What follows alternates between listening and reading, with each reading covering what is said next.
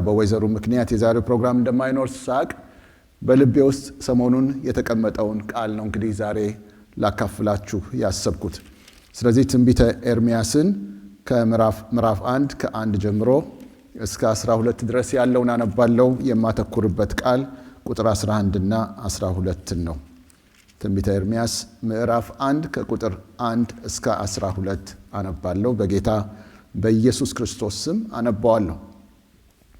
በብንያም አገር በአናቶት ከነበሩ ካህናት የሆነ የኬልቅያስ ልጅ የኤርምያስ ቃል በይሁዳ ንጉሥ በአሞጽ ልጅ በኢዮስያስ ዘመን በመንግሥቱ በ13ኛው ዓመት የእግዚአብሔር ቃል መጣለት። በይሁዳም ንጉሥ በኢዮስያስ ልጅ በኢዮአቄም ዘመን እስከ ይሁዳ ንጉሥ እስከ ኢዮስያስ ልጅ እስከ ሴዴቅያስ እስከ 11ኛው ዓመት ፍጻሜ ኢየሩሳሌም እስከ ተማረከችበት እስከ 5ኛው ወር ድረስ መጣ። የእግዚአብሔርም ቃል ወደ እኔ እንዲህ ሲል መጣ። በሆድ ሳልሰራህ አውቄሃለሁ፣ ከማኅፀንም ሳትወጣ ቀድሼሃለሁ፣ ለአሕዛብም ነቢይ አድርጌሃለሁ። እኔም ወዮ ጌታ እግዚአብሔር፣ እነሆ ብላቴና ነኝና እናገር ዘንድ አላውቅም አልኩ። እግዚአብሔር ግን እንዲህ አለኝ፣ ወደምሰድህ ሁሉ ዘንድ ትሄዳለህና የማዝህንም ሁሉ ትናገራለህና ብላቴና ነኝ አትበል። እኔ አድን ዘንድ ከአንተ ጋር ነኝና ከፊታቸው አትፍራ ይላል እግዚአብሔር። እግዚአብሔርም እጁን ዘርግቶ አፌን ዳሰሰ። እግዚአብሔርም እነሆ ቃሌን በአፍ ውስጥ አኑሬአለሁ። እነሆ ትነቅልና ታፈርስ ዘንድ ታጠፋና ትገለብጥ ዘንድ ትሰራና ትተክል ዘንድ በአሕዛብና በመንግሥታት ላይ ዛሬ አድርጌሃለሁ አለኝ። ደግሞም የእግዚአብሔር ቃል ኤርምያስ ሆይ ምን ታያለህ እያለ ወደ እኔ መጣ። እኔም የለውዝ በትር አያለሁ አልኩ። እግዚአብሔርም እፈጽመው ዘንድ በቃሌ ተጋለውና መልካም አይተሃል አለኝ። ደግሞም የእግዚአብሔር ቃል ኤርምያስ ሆይ ምን ታያለህ እያለ ወደ እኔ መጣ። እኔም የለውዝ በትር አያለሁ አልኩ። እግዚአብሔርም እፈጽመው ዘንድ በቃሌ እተጋለሁና መልካም አይተሃል አለኝ ይላል። በዚህ ቃል ላይ ነው የማተኩረው። እፈጽመው ዘንድ ቃሌን በንቃት እከታተላለሁ የሚል ሐሳብ ነው የያዝኩት። እስቲ ይህንን ይዘን እንጸልያለን።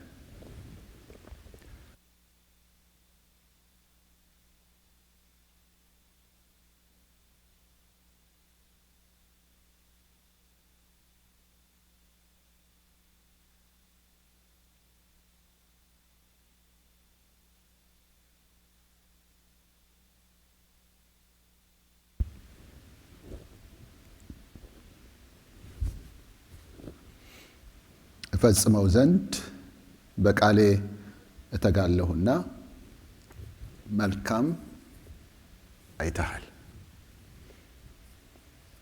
በቃሌ እተጋለሁ፣ ለቃሌ የነቃሁ ነኝ። ቃሌን አስባለሁ፣ ቃሌን እከታተላለሁ።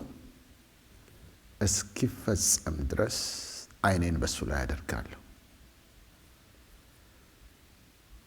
ቃሌ ከኔ አፍ የወጣው ቃሌ፣ እኔ የተናገርኩት ቃሌ፣ እኔ አሁን ያልኩህ ቃሌ ይሆናል፣ ይፈጸማል፣ ይደረጋል። ምክንያቱም እኔ እከታተለዋለሁ፣ በንቃት እከታተለዋለሁ። ዓይኔን በሱ ላይ አደርጋለሁ። ዓይኔ ከዛ ላይ አይነሳም።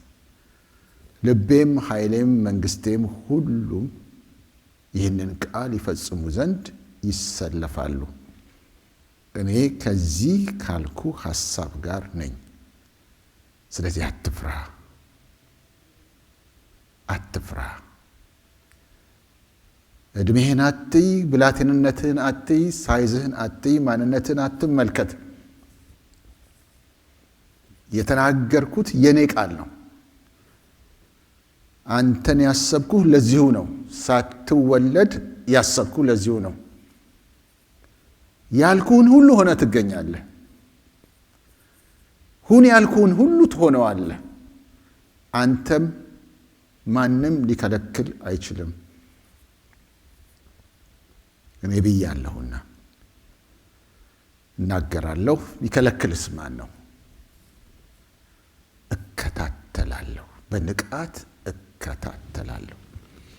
እግዚአብሔር አባቴና አምላኬ ሆይ በናዝሬቱ በጌታ በኢየሱስ ክርስቶስ ስም ስለዚህ ጠዋት እናመሰግንሃለን። ስምህን ከፍ ከፍ እናደርጋለን። ምሕረትን ስላበዛህልን፣ ምሕረትን ስላገነንክልን፣ እግዚአብሔር ሆይ ስለራራህልን፣ ስለምታስበን፣ ሰው እንደሚያስብ ስለማታስብ፣ ሰው እንደሚያይ ስለማታይ፣ እግዚአብሔር ሆይ በራስ መንገድ ስለምትሰራ እናመሰግንሃለን። ይህችን ሰዓትና ይህንን ሁኔታ አልጠበቅንም፣ አልተዘጋጀንም፣ አላሰብንም። ለአንተ ግን ድንገት አይደለም። አቤቱ የምታደርገውን ሁሉ ታውቃለህ። በምናልፍበት ሁሉ ውስጥ አንተ አለህ። እግዚአብሔር ሆይ ስምህ የተባረከና የተቀደሰ ይሁን። በዚህ ቦታ ላይ ዛሬ ስለተገኘ ተመስገን። በዚህ እስካለነው ጋር በዚህ ስለተገኘ ተመስገን። እግዚአብሔር ሆይ ያንተ መንፈስ አብሮን ስላለ እናመሰግንሃለን። የምናመልክበትን መንፈስ ስለሰጠህን ተመስገን። አንተን የሚወዱ ሰዎችን ስለሰጠህን ተመስገን። እግዚአብሔር ሆይ ለአንተ የሚገባውን ክብር እንድንሰጥ እንድናመጣ በዚህ ጠዋት ስለረዳህን እናመሰግንሃለን። በየስፍራው ሆነው በየመኖሪያ ቤታቸው ወይም በስራ ቦታ በተለያየ ሁኔታ ውስጥ ሆነው ያሉትን ወንድሞችና እህቶቻችንን ሁሉ ይዘን በፊትህ እነሆ አለን። እግዚአብሔር ሆይ በናዝሬቱ በኢየሱስ ክርስቶስ ስም ይህን ጊዜ እግዚአብሔር ሆይ አንተ ደግሞ እንድታተርፍበት ሕዝብህ የሚታነጽበት የሚጠቀምበት እንዲሆን እጸልያለሁ። አምላኬ ወደ ልቤ ያመጣኸውን ይህንን ቃል እግዚአብሔር ሆይ ዛሬ እንደማካፍለው ትላንትና የማላቀውን ዛሬ እንደማካፍለው ከሳምንት በፊት የማላቀውን አምላኬ ሆይ ለዚህ ያልተዘጋጀነውን አሁን ግን ልባችንን ሞልተ ያመጣኸውን አሁን ግን እግዚአብሔር ሆይ ወደ ልባችን ያመጣኸውን ለሚሰሙ ሁሉ እዚህ ላለነው ለጥቂቶቹ ደግሞ በየስፍራው ሆነው ለሚሰሙት ሁሉ እግዚአብሔር ሆይ እነሆ ቃልህን ላክ። በናዝሬቱ በኢየሱስ ክርስቶስ ስም ቃልህን ላክ። የውስጡን ሰውነታችንን እንድትነካ፣ የውስጡን ሰውነታችንን እንድታጠነክር፣ የውስጡን ሰውነታችንን እንድታበረታ፣ እይታችንን እንድትቀይር፣ እንድታቀና፣ እንድታሰፋ፣ እንድታጠራ እግዚአብሔር ሆይ አንተ እንደምታስብ እንድናስብ፣ አንተ እንደምታይ እንድናይ፣ አንተ እንደምታደርግ እንድናደርግ እግዚአብሔር ሆይ ሕይወታችንን ወደ አንተ ሐሳብ እንድታቀናው እነሆ ራሳችንን ለአንተ እንሰጣለን። ለኤርምያስ በዛች ቀን ሳይጠብቅ ድንገት መጣህ። አንተ አስበህ እሱ ሳያስብ፣ አንተ ተዘጋጅተህ እሱ ሳይዘጋጅ አንተ መጣህ። የማያስበውን ነገር ነገርከው። ጌታ ሆይ በነገስታት ላይ በመንግስታት ላይ ትናገራለህ አልከው። ከአፍ የሚወጣው ቃል ይነቅላል ይተክላልም አልከው። ይገነባል ደግሞም ያፈርሳል አልከው። ከአንተ አፍ ውስጥ የሚወጣው ቃል አልከው። ከአንተ አፍ ውስጥ የሚወጣው ቃል መንግስታትን የሚነቅል ይሆናል አልከው። መንግስታትን የሚያፈርስ ይሆናል አልከው። ደግሞም ይተክልም ይሆናል አልከው። ደግሞም ያበቅል ይሆናል አልከው። የብላቴና ምንም ነገር የማያውቅ ሰው እንዴት ነው የሚሆነው ሲልህ ጉዳዩ ካንተ ጋር አይደለም አልከው። ከኔ ጋር ነው አልከው። ይህንን ራእይ አሳየኸው ጌታ ሆይ በኢየሱስ ክርስቶስ ስም ዓይኖቻችን ይከፈቱ። በኢየሱስ ክርስቶስ ስም የምታየውን እንድናይ እርዳን። በኢየሱስ ክርስቶስ ስም እንድናስተውለው የምትፈልገው እንድናስተውል እርዳን። ይህንን ጊዜ አንተ ተረከብ፣ ለክብርህ አድርገው። በኢየሱስ ክርስቶስ ስም ለመታነጽ አድርገው፣ ለአንተ ክብር አድርገው። በኢየሱስ ክርስቶስ ስም አሜን፣ አሜን። እግዚአብሔር አምላክ የተመሰገነ ይሁን። እንግዲህ እዚህ ጋር ያለውን ቃል ላይ ነው መነሻም አድርገው ኤርምያስ በብላቴንነቱ ስንት ዕድሜው ስንት እንደነበር በዚህ ጊዜ አላውቅም እና እግዚአብሔር ወደ እርሱ ይመጣና ነቢይ አድርጌሃለሁ፣ ቀድሼሃለሁ፣ ለእኔ ለይቼሃለሁ፣ የእኔ ሰው አድርጌሃለሁ፣ ደግሞ ነቢይ አድርጌሃለሁ። ይኸውም በሕዝቦች ሁሉ ላይ ነው፣ በአሕዛብ ሁሉ በኔሽኖች ሁሉ ላይ ነቢይ አድርጌሃለሁ ብሎ እግዚአብሔር ወደ እሱ ሲመጣ ኤርምያስ እኔ ብላቴና ነኝ፣ እንዴት ብዬ ነው የምናገረው? እንዴት ብዬ ነው በዚህ ሕዝብ ላይ የማደርገው? መናገር አላውቅም ብሎ ይናገራል። እዚህ ቁጥር 6 ላይ ስለ ንግግር ዛሬ ብዙ ማውራት አስባለሁ እና እኔም ወዮ ጌታ እግዚአብሔር ሆይ ይላል ቁጥር 6 ላይ እነሆ ብላቴና ነኝና እናገር ዘንድ አላውቅም አልኩ አለ። እግዚአብሔር ደግሞ ያለው ነብይ ነው ያረኩህ አለው። በአሕዛብ ላይ ነብይ አድርጌሃለሁ አለው። ቁጥር 5 ላይ ነብይ ከተደረገ ሊናገር ነው ማለት ነው። እና ኤርምያስ ማድረግ የማያውቀውን እግዚአብሔር ግን አድርጌሃለሁ ይለዋል። ኤርምያስ ማድረግ እንደማይችል እርግጠኛ የሆነበትን ነገር እግዚአብሔር ደግሞ ኤርምያስ እንደሚያደርገው እርግጠኛ ሆኖ ይናገራል። እግዚአብሔር በእኛ ላይ እርግጠኛ ሆኖ ሲናገር አይገርምም? እኛ የኛ እንደሆነን ነው የምናስበው። ብዙ ጊዜ እኛ የራሳችን እንደሆነን ነው የምናስበው። ራሳችንንም እንደምናቅ ነው የምናስበው። ስለዚህ ራሴን አውቃለሁ እንላለን። አንዳንዴ ራሴን አውቃለሁ እኔ አልችልም እንላለን። ኖ አናውቅም። ኤርምያስም ራሱን አያውቀውም ነበር። እና ምን የሚል ቃል ነው የተናገረው? በሆድ ሳልሰራ ይላል። በሆድ የተሰራው የት ነው? እሱ በእናቱ ማህፀን ውስጥ ነው። በሆድ ሳልሰራ የቱጋ ነው? እሱ ራሱ የቱጋ እንደሆነ ለማሰብ ያዳግታል። በሆድ ሳልሰራ ማለት ማህፀን ውስጥ ሳትገባ ማለት ነው። ይሄ የእግዚአብሔር ታላቅነትን ያመለክታል። በእግዚአብሔር ሐሳብ ውስጥ ማህፀን ውስጥ ኤርምያስ ሳይጸነስ በእግዚአብሔር ሐሳብ ውስጥ ኤርምያስ አለ ማለት ነው። እና እግዚአብሔር ኤርምያስን ሲያስብ ነብይ ነው ያሰበው። ነብይ ብቻ ሳይሆን ደግሞ በአሕዛብ ሁሉ በኔሽኖች ሁሉ ላይ የሚናገርን ነብይ ነው ያሰበው። ደግሞ ነብይ ትሆናለህ አይደለም፣ ነብይ አድርጌሃለሁ ነው የሚለው። እና እኔ መናገር አላውቅም ሲል እግዚአብሔር እንዲህ አለው፣ ወደምሰድህ ሁሉ ዘንድ ትሄዳለህና የማዝህን ሁሉ ትናገራለህና ብላቴና ነኝ አትበለኝ አለ። አትበል አለ። እና ወደምሰድህ ቦታ ሁሉ ትሄዳለህ ታደርገዋለህ ነው የሚለው። ኤርምያስ ነው ራሱን የማያውቅ ራሱ እንደማይችል የማያውቀውን ሰው ታደርጋለህ ይለዋል። ደግሞ ትናገራለህ፣ እንደ ነቢይ ትናገራለህ። እና እግዚአብሔር የሚናገረውን ነቢይ ኤርምያስ ያያል። እግዚአብሔር ወደሚልከው ቦታ ሁሉ የሚሄደውን ኤርምያስ ያያል። ኤርምያስ ግን ያንን ኤርምያስ አያየውም። ኤርምያስ ያንን ኤርምያስ አያውቀውም። እግዚአብሔር ግን የሚሄደውን የሚናገረውን ኤርምያስ ያያል። እና ብላቴና ነኝ አትበል። ስለዚህ አንተ የምትለው ነገር በአንተ ላይ ለውጥ አያመጣም። እኔ ያልኩት ነው ወሳኝ። ስለዚህ እኔ ያድን ዘንድ ከአንተ ጋር ነኝና ከፊታቸው አትፍራ ይላል እግዚአብሔር። እግዚአብሔር እጁን ዘርግቶ አፌን ዳሰሰ። እግዚአብሔርም እጁን ዘርግቶ አፌን ዳሰሰ። እግዚአብሔርም እነሆ ቃሌን በአፍ ውስጥ አኑሬአለሁ አለ።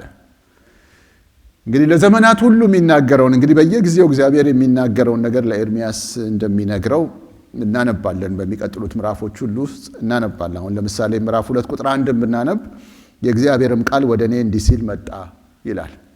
ስለዚህ በየጊዜው ይመጣለታል።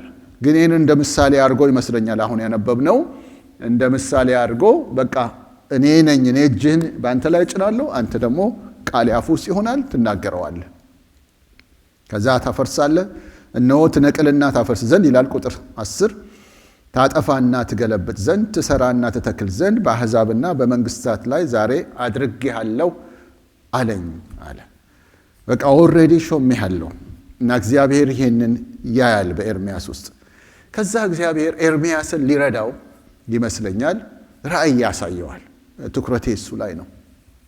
ራእይ ያሳየዋል እና የሚያየው አንድ ሁለት ራእዮችን ያያል። ከዛ የመጀመሪያው ራእይ እዚህ ቁጥር 11 ላይ ያለው ነው። ደግሞም የእግዚአብሔር ቃል ኤርምያስ ሆይ ምን ታያለህ እያለ ወደ እኔ መጣ ይላል። ደግሞ ቁጥር 13 ላይ እንደገና ስናነብ ሁለተኛም ጊዜ እግዚአብሔር ቃል ምን ታያለህ እያለ ወደ እኔ መጣ ይላል።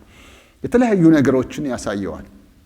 እና ይሄ መጀመሪያው የሚያየው ላይ ይመጣና እግዚአብሔር ምን ታያለህ ራእይ ያሳየውና የሆነ ነገር ይገልጥለትና ያንን እያየ እያለ ምን ታያለህ ብሎ እግዚአብሔር ይጠይቀዋል። ኤርምያስም መልስ ሰጠ። ኤርምያስ የሰጠው እኔም የለውዝ በትር አያለሁ አለ ይላል። እኔም የለውዝ በትር አያለሁ። ይሄ የለውዝ በትር የሚለው በእንግሊዝኛው መጽሐፍ ቅዱስ ላይ ስናነበው የለውዝ በትር የሚለው አሁን ለኛ በአማርኛ ለውዝ ስንል አንድ ለውዝን ነው የምናስበው። እዚህ ግን የተለያየ አይነት ስላለ እነሱን የተለያዩ አይነቶችን በዚህ ቦታ ላይ ይገልጣል። እሱን አንድ ጊዜ ላንብብላችሁ።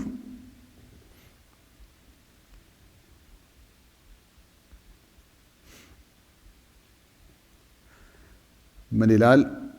ቁጥር 12 ላይ And I said, I see a branch of an almond tree ይላል። I see a branch of an almond tree። ስለዚህ የአልመንድ የሚባለው የለውዝ ዘር የሱን ዘር ቅርንጫፍ ወይም እንጨት ያያል። ያን የዛን ዛፍ ቅርንጫፉን ያያል። እና ይሄን ነው ኤርሚያስ የሚያየው። እንግዲህ እንደምናውቀው ለዚህ ሀገር በተለይ ከመጣን በኋላ ብዙዎቻችን ልብ ያልነው ሀገር ቤት ብዙ እንደዚህ ሁላችንም አናውቅም ነበር ብዬ አስባለሁ። ስለ ለውዝ የምናውቀው የተወሰነ አለ፣ ግን እዚህ ብዙ ነው ያወቅነው። ብዙ አይነት የለውዝ አይነቶች አሉ እንደምናውቀው የነት የሚባሉ ዝርያዎች እና አልመንድ የሚባለው ሄዚ ጋር ያለው አለ፣ ዋልነት የሚባል አለ፣ ካሽው የሚባል አለ፣ ፒስታቺዮስ የሚባል አለ፣ ፒከንስ የሚባል አለ፣ ሄዝልነትስ የሚባል አለ፣ ሜካዴሚያስ የሚባል አለ። እነዚህ የተለያዩ አይነቶች እንግዲህ ወደ 7 አይነት የለውዝ አይነቶች ናቸው። እና ይሄኛው አልመንድ የሚባለው የለውዝ አይነት የሱን ብራንች ነው የሚያየው፣ ቅርንጫፉን ይመለከታል። እና ይሄንን አየሁኝ ይላል።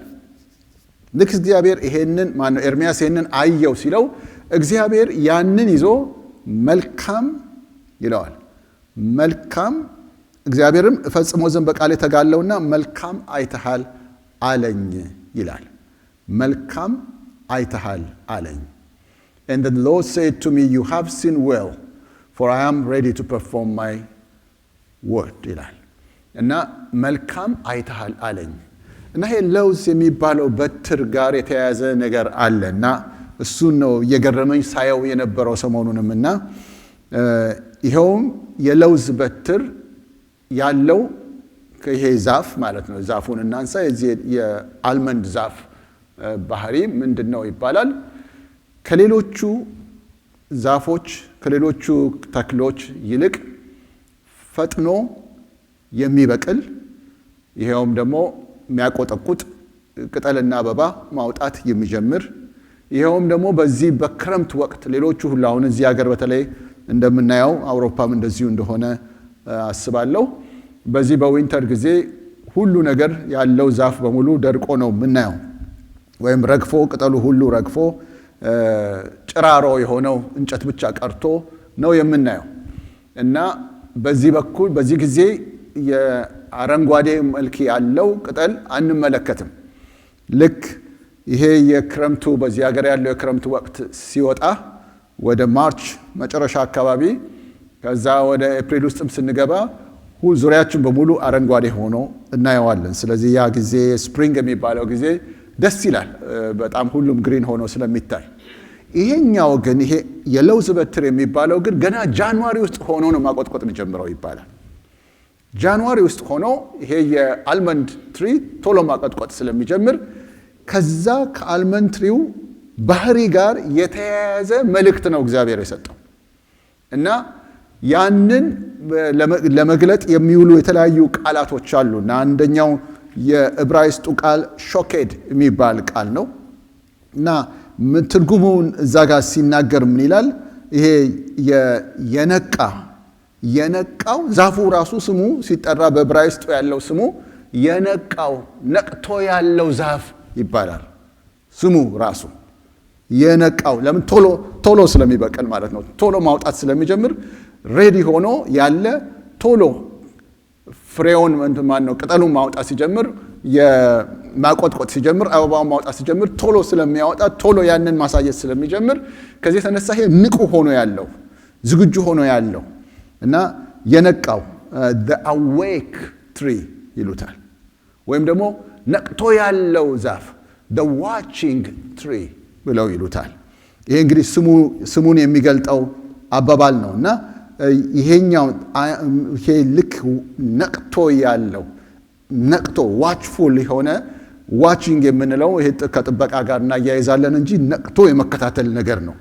ዋችማን ሲባሉ በድሮ ጊዜ በእስራኤል ጠባቆች የሚባሉ በአጥር ላይ ሆነው ጠላት ሲመጣ ሳይመጣ ያለውን ሁኔታ ለመከታተል የሚያዩ ነቅተው ያሉ ናቸው። እና ልክ እንደዛ ነቅቶ ያለ ይሄ ነቅቶ ያለ ተዘጋጅቶ ያለ ዛፍ ነው ይሄ ዛፍ ይላል።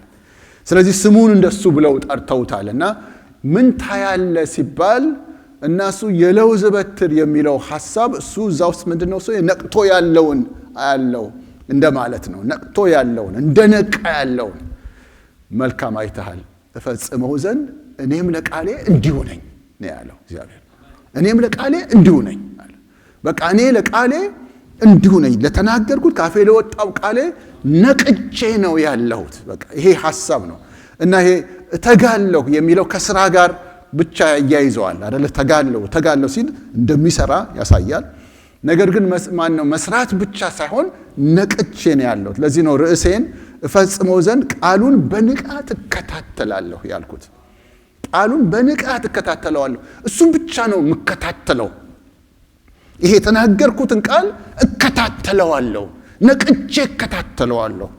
እንዲፈጸም ይሆን ዘንድ እስኪፈጸም ድረስ የሚፈጽመው የሆነ ሰውዬ አይደለም፣ የሚፈጽመው የሆኑ ሰዎች አይደሉም። የሚፈጽመው እኔው ራሴ ነኝ። ስለዚህ እፈጽመው ዘንድ እከታተለዋለሁ እስካደርገው ድረስ ዓይኖቼ ከሱ ላይ አይነሱም ነው እግዚአብሔር የሚለው። አይነሱም፣ ይህንኑ ነው የማደርገው ይላል። ስለዚህ እንደዚህ ያሉ የእግዚአብሔርን ንግግሮች የበለጠ እንድናስተውል በማሰብ አንዳንድ ክፍሎችን ደግሞ ላነብ እወዳለሁ። በሕዝቅኤል ላይ ሕዝቅኤል ምዕራፍ 12 ቁጥር 25 ላይ እንዲህ የሚል ቃል አለ። ያንን ቃል እኔ ከዚህም ጽፌዋለሁ፣ ግን ከመጽሐፍ ቅዱስ ላንብበው። ሕዝቅኤል ምዕራፍ 12 ላይ ቁጥር 25 ላይ ያለ ቃል ነው። ሕዝቅኤል ከቁጥር 21 ጀምሮ እንደዚህ ይላል። የእግዚአብሔርም ቃል ወደ እኔ እንዲህ ሲል መጣ። የሰው ልጅ ሆይ በእስራኤል ምድር ዘመኑ ረዝመዋል፣ ራእዩም ሁሉ ጠፍቷል። የምትሉት ምሳሌ ምንድን ነው? ስለዚህ እንዲህ በላቸው፣ ጌታ እግዚአብሔር እንዲህ ይላል፣ ይህን ምሳሌ አስቀረዋለሁ። ምን የሚለው ምሳሌ? ዘመኑ ረዝሟል፣ ራእዩም ሁሉ ጠፍቷል። በሌላ አባባል እግዚአብሔር የተናገረው ነገር አይፈጸምም፣ በቃ ዝም ብሎ ዘመን መቁጠር ብቻ ነው የሚል አባባል አለ በሕዝቡ መካከል የሚወራ። ይህንን አባባል አስቀራለሁ ነው የሚለው እግዚአብሔር። ይህን ምሳሌ አስቀረዋለሁ፣ በእስራኤልም ዘንድ ምሳሌ አድርገው አይናገሩትም። አንተ ግን ዘመኑና የራእዩ ሁሉ ነገር ቀርቧል በላቸው። ቁጥር 24 ከዚህም በኋላ በእስራኤል ቤት መካከል ከንቱ ራእይና ውሸተኛ ሟርት አይሆንም። ቁጥር 25 እኔ እግዚአብሔር ነኝ እናገራለሁ፣ የምናገረውም ቃል ይፈጸማል፣ ደግሞም አይዘገይም። እናንተ አመፀኛ ቤት ሆይ በዘመናችሁ ቃሌን እናገራለሁ እፈጽመውም አለው ይላል ጌታ እግዚአብሔር ይላል። እኔ እግዚአብሔር ነኝ እናገራለሁ። እቺን ነው አንዱ እንድንወስደው የምፈልገው። የእግዚአብሔር መለያው ይሄ ነው። እኔ እግዚአብሔር ነኝ እናገራለሁ ይላል። እግዚአብሔር የሚናገር አምላክ ነው። ተናጋሪ ነው፣ አምላክ ነው። ራሱን ማንነቱን ማሳወቅ የሚፈልገው በተናጋሪነቱ ነው። እና እኔ እግዚአብሔር እናገራለሁ። ሰማይ ውስጥ እግዚአብሔር ሲገለጥ በንግግር ነው የሚገልጠው። መጀመሪያ በንግግር ነው ይናገራል። የሚናገረው ሊያደርግ ያለውን ነው። የሚናገረው ሊፈጽመው የሚያስበውን ነው። የሚናገረው የሚሻውን ነው። እግዚአብሔር ምንም ሳያደርግ ንግግር ነው የሚጀምረው። ምንም ነገር ሳያደርግ ንግግር ነው የሚጀምረው። መጀመሪያ የሚያደርገው ንግግር ነው። የመጀመሪያ አፉን ከፍቶ የሚናገር አምላክ ነው። እና እግዚአብሔር ይናገራል። እናገራለሁ ይላል። እናገራለሁ። እሱ ሲናገር የእሱ ንግግር መድረስ ያለበት ቦታ ሁሉ ይደርሳል። መድረስ ያለበት ቦታ ሁሉ። ትንቢተ አሞጽ ላይ እንደሚል ቃል አለ። ጌታ እግዚአብሔር ተናገረ ይላል። ጌታ እግዚአብሔር ተናገረ፣ ትንቢት የማይናገር ማን ነው ይላል። ቁጥር 8 ላይ ነው። ትንቢተ አሞጽ ምዕራፍ 3 ቁጥር 8 ላይ አንበሳው አገሳ የማይፈራ ማን ነው ይላል። ይህ እንግዲህ በዱር ወደ ዱር ሄደን አራዊቶች የሚገኙበት አካባቢ ብንሄድ ማየት እንችላለን። አንበሳ ሲያገሳ ማይፈራ ማን ነው የታወቀ ነው ይሄ።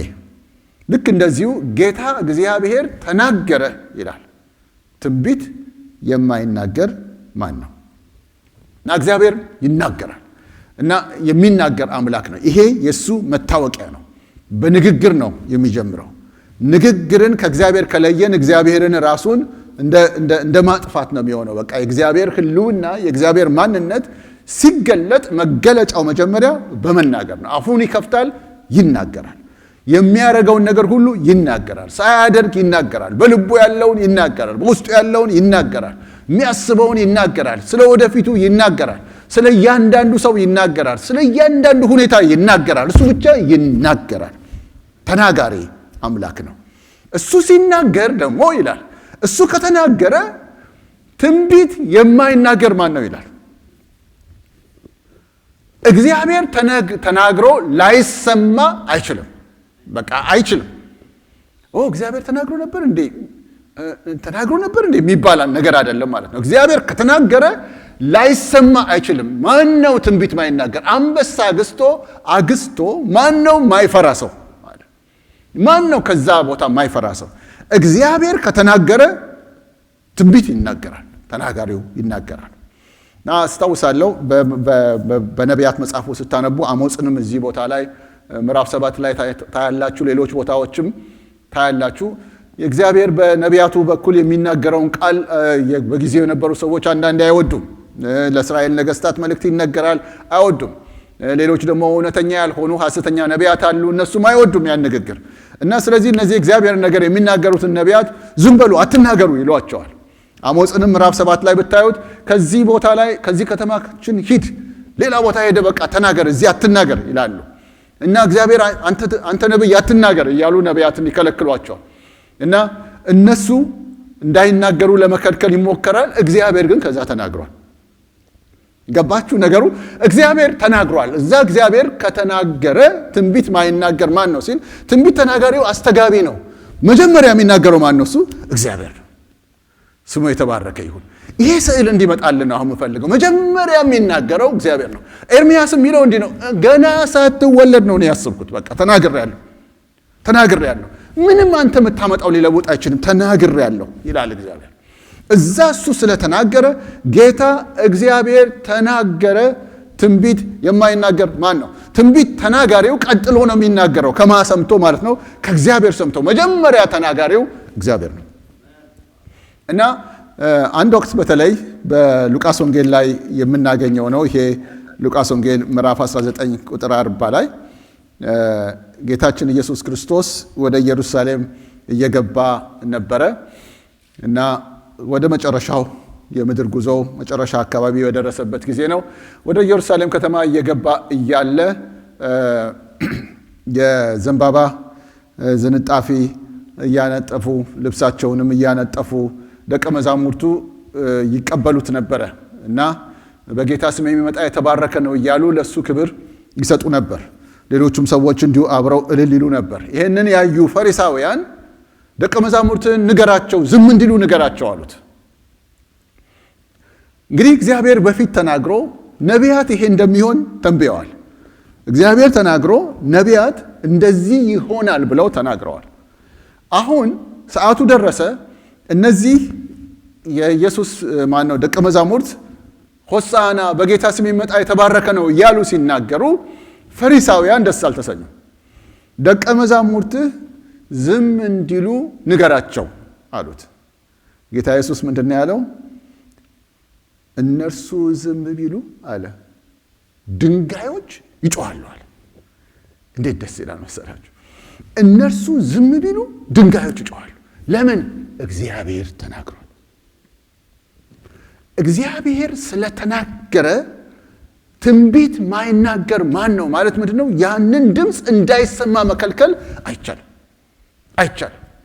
ልክ ሰማይ ያንን ድምፁ ሲያወጣ ግድግዳውን ብትዘጉት፣ የተለያየ ነገር ብትዘጉ፣ የተለያየ ነገር ብታረጉ ድምፁ እንዳይደርስ ማድረግ አትችሉም። ራሱ ግንቡ ይጮሃል፣ ራሱ መሬቱ ይጮሃል።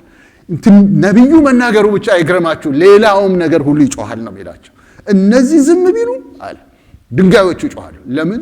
እግዚአብሔር ይሄ ይሆናል ብሎ ተናግሯልና። ስሙ የተባረከ ይሁን።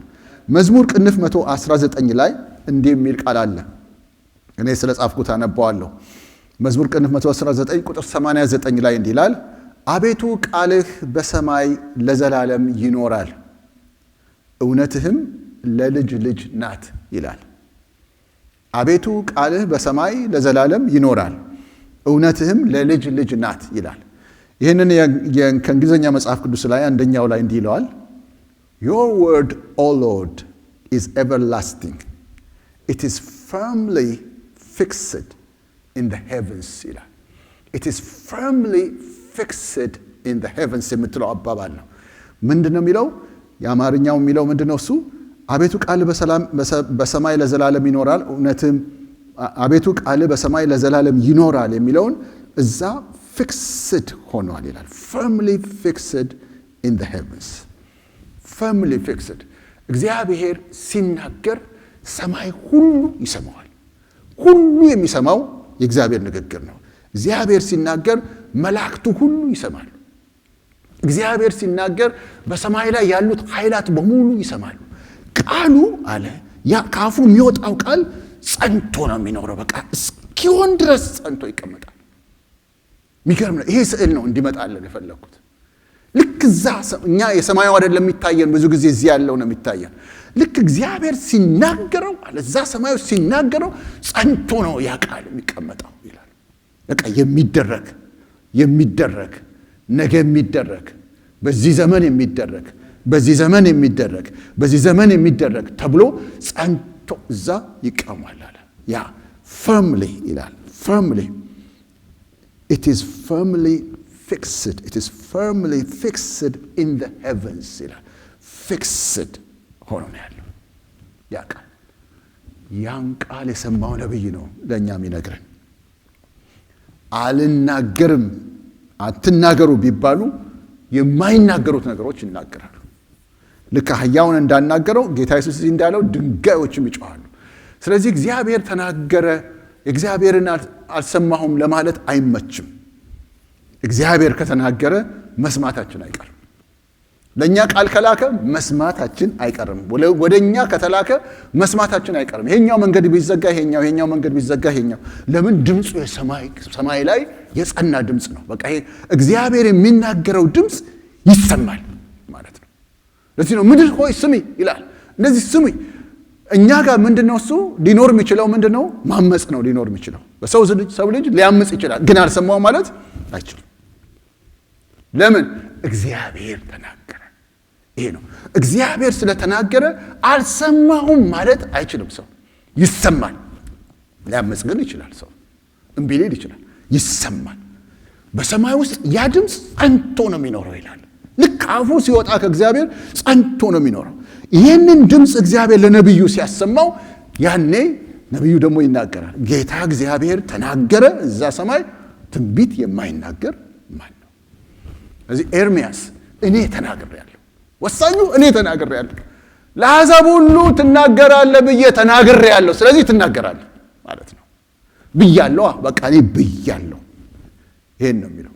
የተናገርኩት ቃል እንደተናገርኩት ስለሚያደርገው መልካም ነገር ይናገራል። እኔ እግዚአብሔር ጽድቅን እናገራለሁ፣ ቅንን አወራለሁ ይላል ኤርምያስ 45:19 ላይ። እኔ እግዚአብሔር ጽድቅን እናገራለሁ። የሚናገረው ጽድቅን ነው። የሚናገረው ቅን የሆነውን ነገር ነው የሚናገረው። እግዚአብሔር ይናገራል። ጌታ ኢየሱስ ክርስቶስ ደግሞ ምን አለ? ሰማይና ምድር ያልፋሉ፣ ቃሌ ግን አያልፍም ይላል። ይህም አንዱ የምናስተውለው ነው። ከሱ አፍ ከወጣ የፈለገው ነገር ይመጣል፣ አያልፍም። ለምንድን ነው? እግዚአብሔር እንደዚህ አክብሮ ቃሉን ስለሚያየው ነው። አክብሮ። ስለዚህ ኤርምያስም ምን አለው? ካፌ የወጣውን አሁን የሰማኸውን ቃሌን እከታተለዋለሁ አለው። እፈጽመው ዘንድ እከታተለዋለሁ። ልክ እንደ ለውዝ በትሩ አይኔ እሱ ላይ ነው። በቃ ፊክስድ ነው። ሰማይም ፊክስድ ተደርጓል። እኔም አይኔ እዛ ላይ ነው ያለው። ስለዚህ አንተን ሳይህ ማየው ያንን ቃል ነው። አንተን ሳይህ ማየው ያንን የተናገርኩትን ነው። ዓላማዬ፣ ፈቃዴ፣ ሐሳቤ ማለት እሱ ነው። ዓላማዬ፣ ፈቃዴ፣ ሐሳቤ በምን ይገለጣል? በተናገርኩት ቃል ይገለጣልና። ስለዚህ ያ ነው ይለዋል። ሌላ ቦታ ላይ መዝሙር 40 ኢሳይያስ 40 ቁጥር 8 ላይ ምን ይላል? ሳሩ ይደርቃል አበባውም ይረግፋል፣ የአምላካችን ቃል ግን ለዘላለም ጸንታ ትኖራለች። ይሄ ጸንታ የሚለውን ሐሳብ እንድናስበው ፈልጌ ነው። አያልፍም፣ ጸንቶ ያለ ነው። በቃ ሰማይ ውስጥ ተጽፎ እንዳለ ነገር፣ ልክ ተጽፎ እንዳለ ነገር ነው። ሁሉ ሰማይ ውስጥ ያሉ አካላት ሁሉ ያውቁታል። ለምን? በዙፋኑ ላይ የተቀመጠው ምን ብለዋል? ተናግሯል። እሱ ስለተናገረ ሁሉ ያውቁታል። እርሱ ተናግሯልና የሚል ቃል አለ። ሌላም ምናየው እና በሰማይ ውስጥ የጸና ነው። ሰማይና ምድር እንኳን ያልፋል፣ ይሄ ቃል ካፌ የወጣው ቃል አያልፍም አለ። ከሰማይና ከምድር አስበለጠው ያንን ቃል ማለት ነው። ሰማይና ምድር እስከ ዛሬ ድረስ ጽኑ መሆናቸውን እኛም አረጋግጠናል። እስከ ዛሬ ድረስ ከተወለድንበት ጊዜ ጀምሮ እስከ ዛሬ ድረስ ሰማይም ምድርም የጸኑ ናቸው። እነሱ ያልፋሉ አለ። ወይም እነሱ ቢያልፉ ይቀላል። ሌላ ቦታ እንደሚለው እነሱ ቢያልፉ ይቀላል፣ ቃሌ ግን ካፌ የወጣው ቃል ግን አያልፍም። ስለዚህ አሁን እንድናስበው የምፈልገው የእግዚአብሔር የተናገረውን ከእግዚአብሔር ጋር አያይዘን ነው። አሁን ከትንቢት ጋር ከነቢያት ጋር አያይዘን አይደለም። እኛ የጌታን ቃል ከሰማንባቸው ሰዎች ጋር አያይዘን አይደለም። ከእግዚአብሔር ጋር አያይዘን፣ ቃሉና እሱ አብረው ያሉ ናቸው። ስራውን እንደዛ የሚሰራ አምላክ ነው። ጸንቶ ይኖራል ይላል እና ኢሳይያስ 46 ቁጥር 10 ላይ እንዲህ የሚል ቃል አለ። እሱ እኔ ጥቅሶቹን እዚህ ስለጻፍኳቸው እኔ ያነብላችኋለሁ። በመጀመሪያ መጨረሻውን ከጥንትም ያልተደረገውን እነግራለሁ፣ ምክሬ ትጸናለች፣ ፈቃዴንም ሁሉ እፈጽማለሁ እላለሁ። በመጀመሪያ መጨረሻውን ከጥንትም ያልተደረገውን ምን አደርጋለሁ ነው ያለው? እነግራለሁ። ይሄን ነው የፈለግኩት፣ እነግራለሁ። መጀመሪያ መጣና ምንድነው ማድረገው? መንገር ነው። እግዚአብሔር የሚያደርገው ይሄን ነው፣ መንገር ነው። እነግራለሁ። የትኛውን? መጨረሻውን እነግራለሁ። ደግሞ ገና ያልተደረገውን እነግራለሁ። ለዚህ ነው ኤርምያስ ያልሆንከውን ራስን ሆነ ያላገኘውን ራስን አድርገህ ስታደርገው የማታውቀውን ነገር ምነግርህ። ለዚህ ነው መጀመሪያ ማድረገው ምንድነው? እሱ እነግራለሁ። ከተናገርኩ በኋላ እኔ ምን አደርጋለሁ? ፈቃዴን ሁሉ እፈጽማለሁ፣ ምክሬም ትጸናለች ይላል። ኢሳይያስ 55 ላይ ያለውን ቃል ብዙዎቻችን የምናስታውሰው አለ። ከበረዶ ጋር አያይዞ የሚያነሳው ሐሳብ አሁን ደግሞ ሰሞኑን በዚህ በረዶ ስላለን ብዙዎቻችን የምናገናኘው ነገር አለልን ማለት ነው። እና እዛ ላይ ምንድነው የሚለው? ኢሳይያስ 55 ቁጥር 10 ዝናብና በረዶ ከሰማይ እንደሚወርድ ምድርንም እንደሚያረካት ይላል። ይኸው ትላንትና ያወረደው ዝናብ ምድሪቱን እያረሰረሰ ነው የሚሄደው።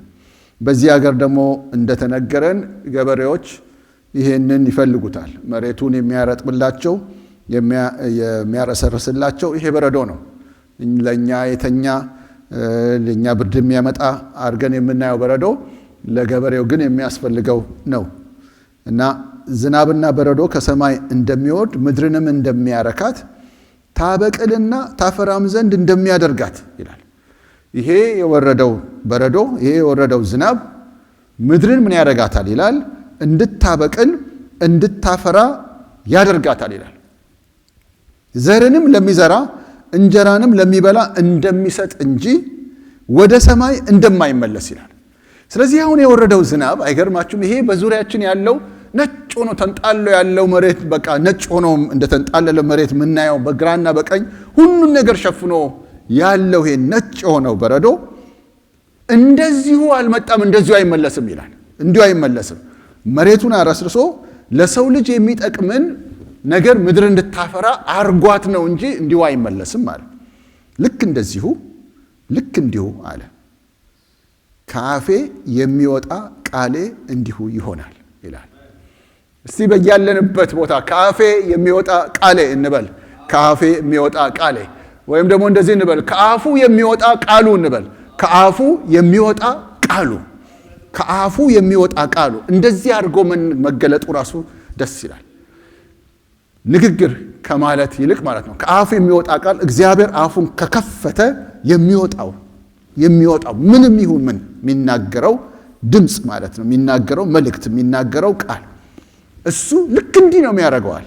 ምንድነው የሚያደርገው አለ? የምሻውን ያደርጋል የላኩትን ይፈጽማል እንጂ ወደኔ በከንቱ አይመለስም። ሊሆን አይችልም ማለት ነው።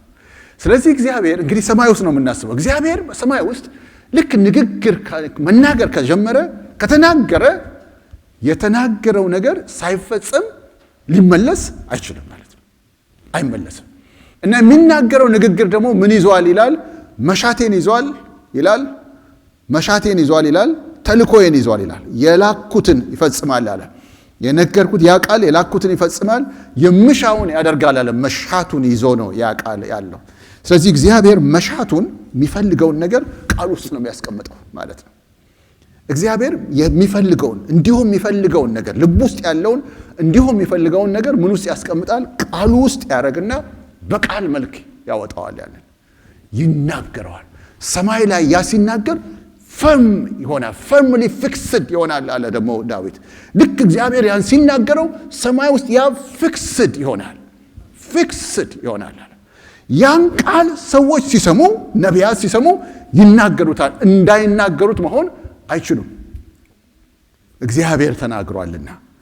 አልናገርም ቢሉ ደግሞ ድንጋዩም ይናገረዋል፣ ይሰማል። የእግዚአብሔር ከአፉ የወጣው ቃል ይሰማል ይለናል። እና ሄዶ ይህንን የሚሻውን ያደርጋል፣ የተናገረውን ነገር ያደርጋል ይላል። ስለዚህ በመጀመሪያ መጨረሻውን ከጥንትም ያልተደረገውን እናገራለሁ፣ ምክሬ ትጸናለች፣ ፈቃዴንም ሁሉ እፈጽማለሁ ይላል።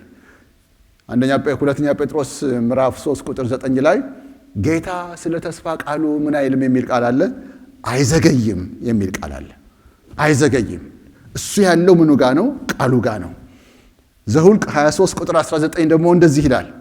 እዛ ላይ ምን ይላል? ሐሰትን ይናገር ዘንድ እግዚአብሔር ሰው አይደለም ይላል። ይጸጸትም ዘንድ የሰው ልጅ አይደለም ይላል። ከተናገረ በኋላ አምልጦኝ ነው አይልም እግዚአብሔር ማለት ነው። ከተናገረ በኋላ ሐሳቤን ቀይሬያለሁ አይልም ማለት ነው እግዚአብሔር። ይጸጸት ዘንድ የሰው ልጅ አይደለም፣ አይቀይርም። ስለዚህ ነው ከአፌ የሚወጣው ቃል የሚለው ነገር አንዴ ወጥቷል፣ በቃ አንዴ ወጥቷል የሚባል አይነት ነው ማለት ነው። እኛ ካፋችን የሆነ ቃል ሊወጣ ይችላል፣ ትክክለኛ ያልሆነ ቃል። በኋላ ይቅርታ እንጠይቃለን፣ ተሳስቼ ነው እንላለን፣ ሳላስተውል ነው የተናገርኩት እንላለን፣ አላሰብኩበትም ነበር እንላለን፣ ከዛ እንቀይራለን። እግዚአብሔር ግን ከአፉ የወጣው ቃል አይመለስም ነው የሚለው። በቃ ይጸጸት ዘንድ የሰው ልጅ ሳላስበው ነው አልልም አለ። ካፉ ሲወጣ ሰማይ ሁሉ ይመዘግበዋል፣ ሁሉም አካል ይሰማዋል። እንደተናገረው ያን ሁሉ እግዚአብሔር ያንን ይሰማል። እና ይህንን ቃል ነው እግዚአብሔር የተናገረውን ቃል ከዛ ይመጣና በሰዎች ሕይወት ውስጥ መፈጸም ይጀምራል። ስለዚህ ኤርምያስ ምን አለው? ምን አለ? እግዚአብሔር መልካም አይተሃል አለው። የለውዝ በትር ነው ያልከኝ? ያሳየው የለውዝ በትር ነው። ምን ነበር ያየው? የለውዝ በትር ነው ያየሁት። መልካም ነው ያየው። ልክ እንደዛው የለውዝ በትሩ ላይ እንደሚታየው በዚህ በዊንተር ጊዜ በዚህ ሁሉ ነገር በደራረቀበት ጊዜ ብቅል ብሎ ማይታየት እንደሚጀምረው ልክ እንዲሁ ሲፈጸም የምታየው ነገር ነው ያየኸው። ይሄ ነገርኩ ቃል ሲፈጸም ታየዋል። ስለዚህ እኔ የተናገርኩት ለዚህ ነው፣ በአንተ ላይ የተነገረው የኔ ቃል ነው ይላል። እና ስለ ይሄ ቃል በሙሉ ሲፈጸም እንዴት እንደነበረ የሚናገረው አንድ ሁለት ክፍሎችን ደግሞ አነባለሁ። መዝሙረ ዳዊት ቅንፍ 33 እና ከአንደኛ ነገሥት ምዕራፍ 8 ላይ አነባለሁ። የጌታ ስም የተባረከ ይሁን። መዝሙረ ዳዊት ቅንፍ 33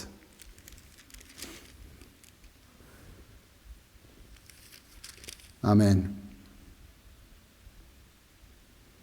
ቁጥር 9 እንደዚህ ይላል፣ እርሱ ተናግሯልና ሆኑም ይላል። እርሱ አዘዘ ጸኑም ይላል። እርሱ ተናግሯልና ሆኑም ይላል። ስለዚህ ወሳኙ ነገር ምንድን ነው ማለት ነው? እርሱ ምን ማለቱ ነው? መናገሩ ነው። እርሱ ተናግሯልና ሆኑ፣ ጸኑ። እርሱም አዘዘ፣ ጸኑ። ልክ ከአፉ ቃል ወጣ። ታዲያ እግዚአብሔር ይሄንን ቃል ከአፉ ካወጣ በኋላ እስከ መጨረሻው ድረስ ያ ነገር እስኪሆን ድረስ ዓይኑን ከዛ ቃል ላይ ሳያነሳ ይከታተለዋል። ሳያነሳ። ስለዚህ ልክ እኛ ሕይወት ላይ ቃል እግዚአብሔር ከተናገረ ያ ቃል በእኛ ሕይወት ሥጋ ለብሶ አካል ሆኖ እስከሚታይበት ቀን ድረስ ይከታተለዋል። ስለዚህ ምንም እግዚአብሔር ዓይኑን ከዛ ላይ አያነሳም ማለት ነው። እሱ ብቻ ሳይሆን ማያነሳው ሰማይም አያነሳም። የሰማይ ኃይላት በሙሉ እግዚአብሔር የሚያዛቸው በሙሉ እነዚህ ኃይላት በሙሉ የሚሰለፉት እግዚአብሔር የተናገረውን ይህንን ለመፈጸም ነው። ይሄ እንግዲህ የተናገረው ቃል በሌላ አባባል የእግዚአብሔር ሐሳብ ልንለው እንችላለን። አንድ ሰው የእግዚአብሔር ሐሳብ ብሎ ቢያስተምር ይሄው ማለት ነው።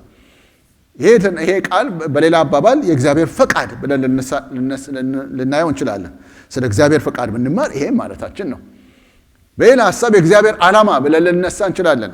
የእግዚአብሔር ዓላማ ማለት ይሄ ነው። የእግዚአብሔር ፍላጎት ብለን ልነሳ እንችላለን። መሻቱ ይሄ ነው። ለምን እግዚአብሔር መሻቱን፣ ዓላማውን፣ ሐሳቡን፣ ፈቃዱን በቃሉ ውስጥ አድርጎ በአፉም በመናገር ነው የሚገልጠው። የጌታ ስም የተባረከ ይሁን። እሱ ተናገረ የሚለው ወሳኝ ነው። እሱ ተናገረ። ኤርምያስ ሆይ በሆድ ሳለ በማህፀን ሳለ ገና በሆድ ሳልሰራ ቀድሻለሁ፣ ለአሕዛብ ነቢይ አድርጌሃለሁ። አሁን በአሕዛብ ላይ ነቢይ ትሆናለህ።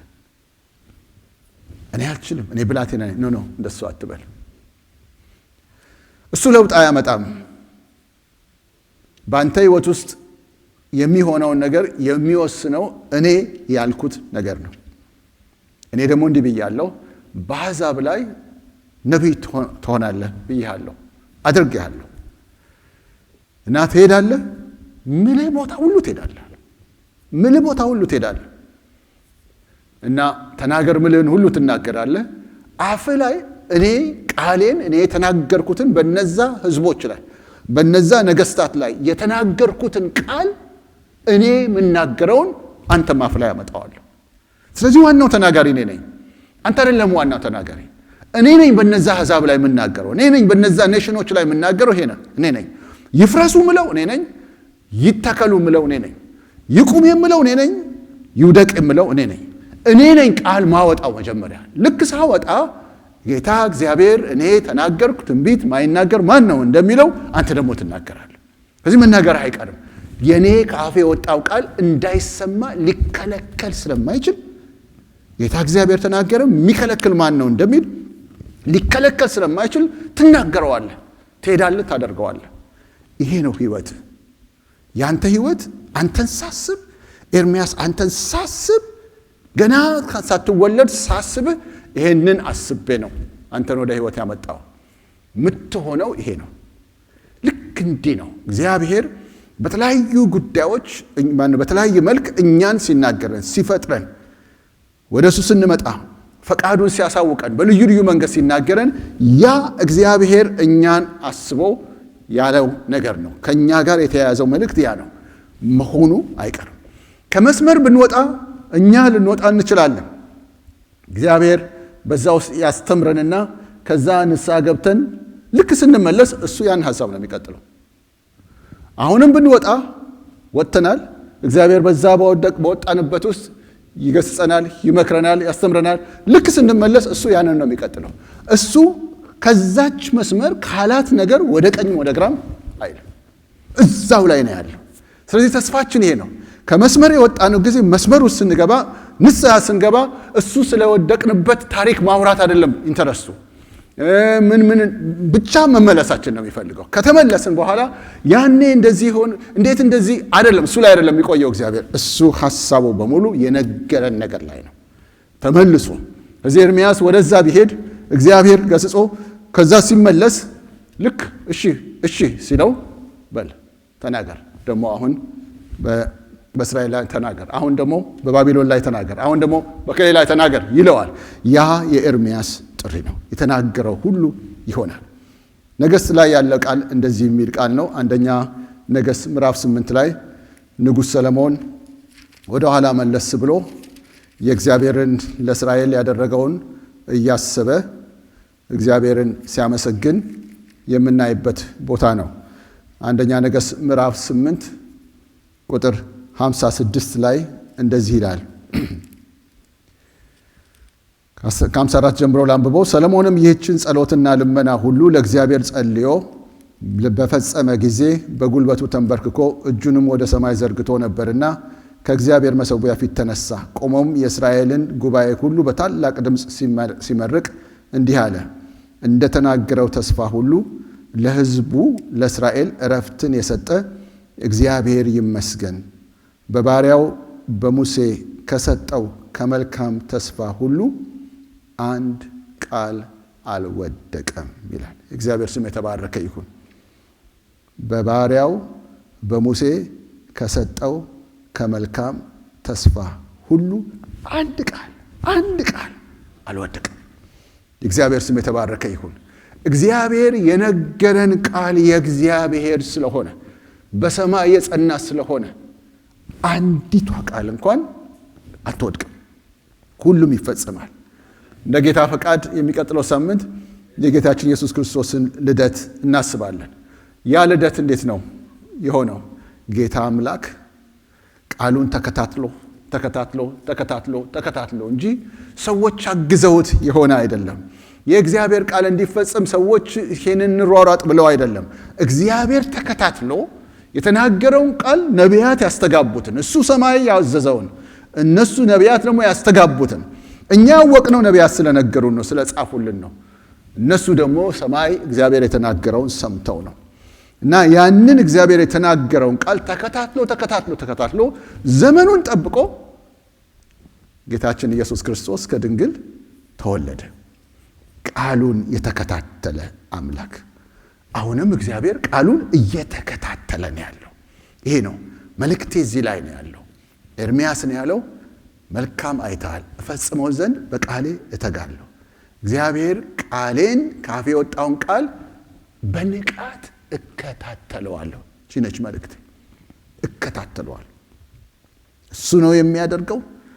ስለዚህ ከኛ የሚጠበቀው ማመን ነው፣ አምኖ መታዘዝ ነው፣ ደግሞ መታገስ ነው ከኛ የሚጠብቀው። ለምን ቋንቋችን አንድ እንዲሆን ነው የሚፈለገው ከኛ። እሱ እንደዛ ካለ ኦኬ፣ እኛም ያንን ቃል ማስተጋባት ነው። እንዲህ ይሆናል ካለ ኤርምያስ እኔ የአሕዛብ ነብይ ነኝ እንዲል ነው እግዚአብሔር የሚፈልገው። እኔ የአሕዛብ ነብይ ነኝ እንዲል ነው የሚፈልገው። በቃ የአሕዛብ ነብይ አድርጌሃለሁ ተብለዋል። አንድ ቋንቋ እንዲናገር ነው፣ እንዲያምነው፣ እግዚአብሔር እንድናምነው፣ ከዛ አምነን ደግሞ በቃ በሱ እንድንጸና፣ በአንዳንድ ሁኔታዎች ቻሌንጆች ቢኖሩም እንድንታገስ ሚሉ አድርግ የሚለንን ነገር እሺ ብለን እንድናደርግ፣ እንደማንችለው እኛ ራሳችን እያወቅን ግን እሱ አድርጉ ሲለን እሺ ብለን መታዘዝ እና ኤርምያስ እሺ ማለት ጀመረ። እሺ ማለት ሲጀምር በእርግጥም ለካስ ነብይ ነው። እሱ አይደለውም ያለው ሰውዬ ነብይ ነው ለካስ። እንዴ በጣም የተዋጣለት ነብይ፣ ያውን በተቃውሞ መካከል የጸና ነብይ፣ አምሳያ የሌለው የሚገርም ነብይ ነው። ሌሎቹ በሕዝብ ዘንድ ከበሬታ ያገኙ፣ ተቀባይነትን ያገኙ፣ እንደዛ አይነት እድል አግኝተዋል። እሱ ግን እንደዛ አይነት እድል አላገኘም። በዘመኑ በሙሉ በተቃውሞ መካከል እየተቃወሙት፣ መከራ እያበሉት፣ ጉድጓድ እየጣሉት፣ እያሰሩት፣ እያንገላቱት እሱ ሊያቆም ነው? አያቆም። ለምን? እግዚአብሔር ነብይ አድርጌያለሁ ብሎ ተናግሯል። እዛ ኤርምያስ እኔ ያልሆነውም ያለውን ሆኖ ተገኘ። አንዲቷም ሳትቀር ተፈጸመች። በኤርምያስ ላይ የተነገረው ቃል አንዱም ሳይቀር ተፈጸመ። ለምን? ምን ብሎታል? እፈጽመው ዘንድ እኔ ነቅቼ እከታተለዋለሁ። ይሄ ትርጉሟ እዛ ጋር ያለችው ነቅቼ፣ ዋችፉል ሆኜ። ስለዚህ እንዲህ ነው ማየው። በቃ ልክ እንደዚህ ዋችፉል ሆኜ ማየው። ምን መሰለ? ሁሌ ማየው መሰለ ያ የተናገርኩትን ቃል ነው። ሁሌ ማየው እሱ ነው። ለእያንዳንዱ ዘመን መድቤለታለሁ። ስለዚህ እየተከታተልኩ አደርገዋለሁ። ይኸው ዛሬ ነቢዩ ኤርምያስ እንላለን። 52 ምዕራፍ አለን። ስንት ጊዜ እናነሳዋለን ኤርምያስን። በተለይ ደግሞ በመከራ መካከል ጸንቶ በማገልገል ምሳሌ አድርገን እናነሳዋለን።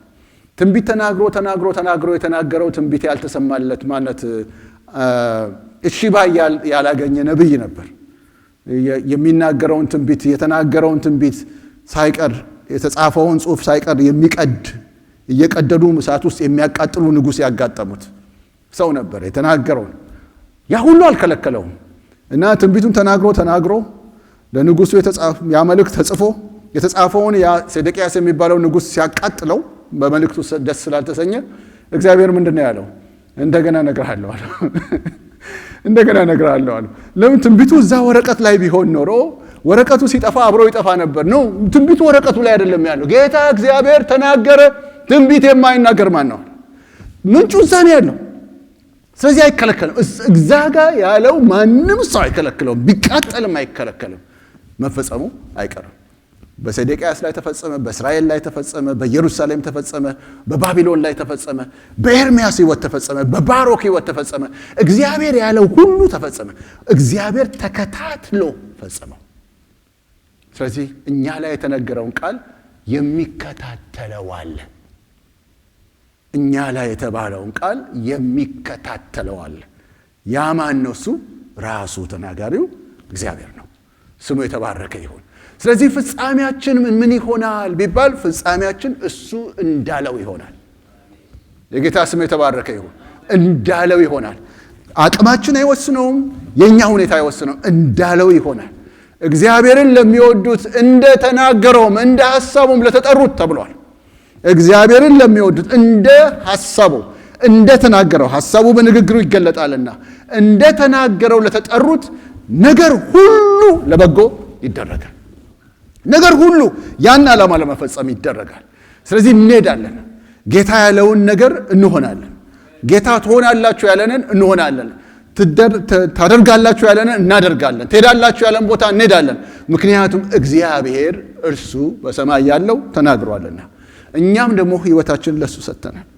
እምቢ ብንል ራሳችንን ጊዜ እናረዝማለን። ከጌታ ካልተነቀልን በስተቀር ከሱ ጉያ ወጥተን ወደ ዓለም ካልሄድን በስተቀር እግዚአብሔር ከኛ ጋር ነው ያለው። እሱን እንመነው። እግዚአብሔርን እንመነው። እግዚአብሔርን እንታዘዘው። ደግሞ እንታገስ። ባሉት ቻሌንጆች ውስጥ ሁሉ እንታገስ። ቋንቋችንን ከእሱ ጋር አንድ እናድርግ። እሱ እንዲህ ሲለን እኛም ደግሞ ልክ እንዳለን እንበል። የጌታ ስም የተባረከ ይሁን። በልቤ ውስጥ ያለው ላካፍላችሁ ያሰብኩት ሐሳብ ይሄ ነው። እስቲ እንጸልያለን። አሜን። እግዚአብሔር አምላክ የተመሰገነ ይሁን። ሃሌሉያ። ሰማይ ውስጥ ድምፅ አለ። ሰማይ ውስጥ ድምፅ፣ ይህም የእግዚአብሔር ድምፅ እሱ ሲናገር ይሰማል። የሰሙት ወደ እኛ ያመጡታል። እንዳይሰማ ማድረግ አይቻልም። የሰውን ድምፅ መከልከል ይቻላል። የመንግስታትን ድምፅ መከልከል ይቻላል። የፕሬዝዳንቶች ድምፅ እንኳን እንዳይሰማ ማድረግ ይቻላል። እግዚአብሔር ከተናገረ፣ በሰማይ ውስጥ ያለው እግዚአብሔር ከተናገረ ማንም መከልከል አይችልም። ዝም በል ቢባል ነብዩ ያ ድምፅ ግን ይሰማል፣ በሌላ በኩል ይመጣል። የሰማይ አምላክ ነውና፣ የምድር ሁሉ አምላክ ነውና። ዳዊት ስለ እግዚአብሔር ድምፅ ብዙ ተቀኝቷል። ድምፁ እንዴት ያለ ነገር እንደሚያደርግ። ጌታ እግዚአብሔር ተናገረ ይላል። ተናግሬአለሁ አለ ኤርምያስን። ተናግሯል ስለ አንተ፣ ተናግሯል ስለ አንቺ፣ ስለ ክርስቶስ ተናግሯልና እኛ የክርስቶስ ስንሆን ለክርስቶስ የተነገረው ሁሉ ያገኘናል። ቤተ ክርስቲያን የክርስቶስ ነች።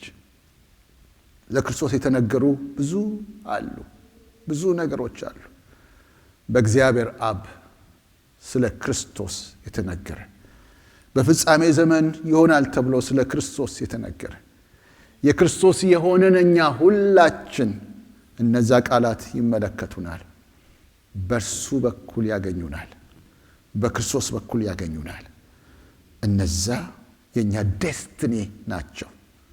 የኛን ፍጻሜ የሚወስኑ ናቸው።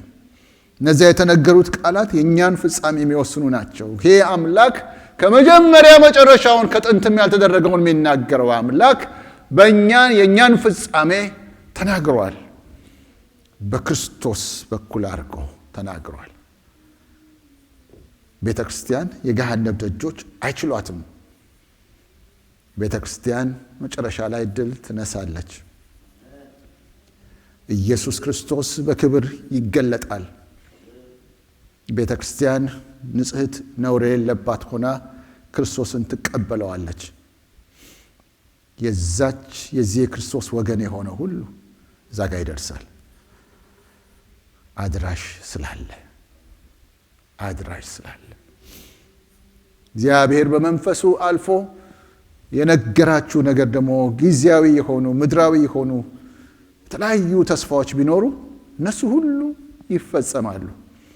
የሚፈጸሙበት ምክንያት ፈጻሚው ትጉ ስለሆነ ነው፣ ንቁ ስለሆነ ነው፣ አይኑን የማያነሳ ስለሆነ ነው፣ ስለሚከታተል ነው። እኛ ብንረሳ እሱ ስለማይረሳ ነው። እሱ ስለማይረሳ ነው ኢየሱስ በዘመኑ ከድንግል የተወለደው። እሱ ስለማይረሳ ነው የተነገሩት የነቢያት ትንቢቶች ከብዙ መቶዎች ዓመታት በኋላ የተፈጸሙት። እሱ ስለማይረሳ ነው። ቃሉ በሰማይ ውስጥ ጸንቶ አለና የተነገረው ቃል በሰማይ ውስጥ firmly fixed ሆኗል። ሃሌሉያ! ሰማያት ድምፁን ያስተጋባሉ። መላእክት ያውቃሉ፣ የተነገረውን በሙሉ ያውቃሉ። ባንቺ ሕይወት ላይ የተነገረ ቢኖር ያውቁታል። እሱ ተናግሮታልና። ሃሌሉያ! እኛን ሲመለከት የሚከታተለው ያንን ነው። የተናገረውን ነው የሚከታተለው። ያን ቃል ነው የሚከታተለው። እኔ በንቃት እከታተለዋለሁ አለ ኤርምያስ። መልካም አይተሃል፣ አልችልም አትበለኝ፣ ብላቴና ነኝ አትበለኝ። በአንተ ላይ የተናገርኩትን እኔው ራሴ በንቃት ተከታትዬ ፈጽመዋለሁ። ነቅቻየዋለሁ። የማልደክመው የማልታክተው ፍጻሜህ ልክ እንዳልኩት ይሆናል። ሰው ስላይደለሁ፣ ስለማልጸጸት፣ ሐሳብ ስለማልለዋወጥ፣ እንደመሰለው እንደሚናገረው ሰው ስላይደለሁ፣ ልቤ መንግስቴ የሚሰለፍለትን ነውና ያወጅኩት የተናገርኩት። ንግግሬ ተግባሬን በኋላ ስለሚገልጥ የነገው ተግባሬ የዛሬ ንግግሬ ነው። ቃሌ ካፌ ወጣው ምከታተለው፣ ምቆምለት፣ ምሰለፍለት ነው። መንግስቴ የሚቆምለት የሚሰለፍለት ነው። ሰራዊቶቼ ሁሉ የሚዘምቱለት ነው። ካፌ የወጣውን ቃል ሁሉ ይሰማዋል። በሰማይ ያሉት ሁሉ ይንቀጠቀጣሉ፣ ይሰሙታል፣ ያደምጡታል። እሱ በዚህ ምድር ይፈጸማል። ሲጸልዩ ጌታ ኢየሱስ እንዲህ ነው ያለን፣ ስትጸልዩ ፈቃድህ በሰማይ እንደሆነች እንዲሁም በምድር ትሁን በሉ አለ።